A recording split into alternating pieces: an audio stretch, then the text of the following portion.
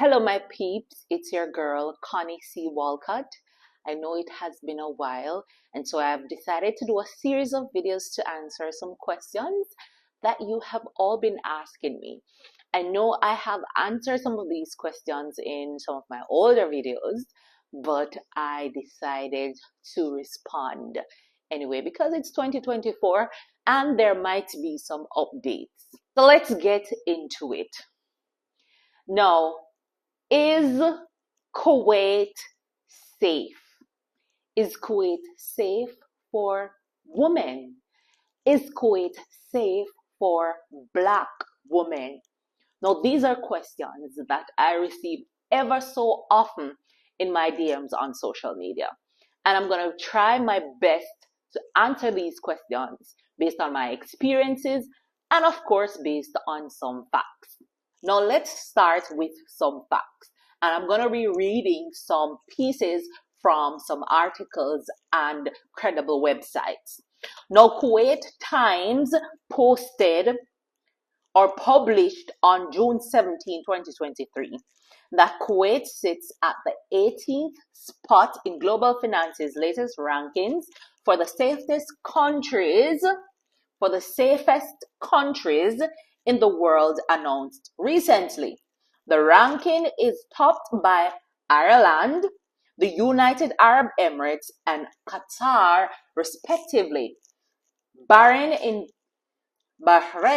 12th place, Saudi Arabia in 19th place, and Oman in 25th place. Now, Kuwait is the 18th safest of them all, right? So Kuwait is definitely one of the safest countries in the Middle East.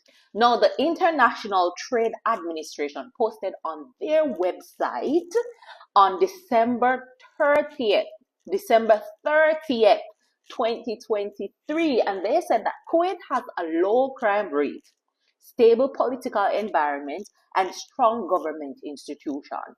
Though Kuwait is safe itself, it shares a land border with Iraq. Yeah, Iraq is right next door and is located near several other high-risk countries such as Iran and Syria.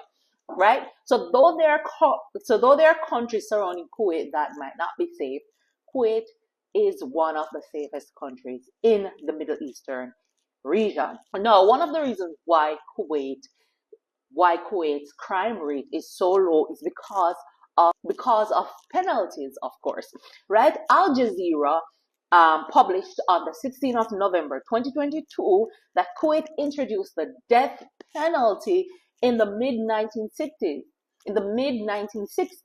And since then has executed dozens of people, mainly those convicted of murder or drug trafficking, right? So I hope that little bit of information will give you an idea of why Kuwait is safe. Now, personally, I feel safe in Kuwait. The truth is, I feel safer in Kuwait than in my home country, right? I don't have to be constantly looking over my shoulder when I walk in the street. As a woman, I can walk in the street late at night and nobody is going to bother you. I have never been bothered. No, this is my experience. I cannot speak for other women. I cannot speak for other Black women.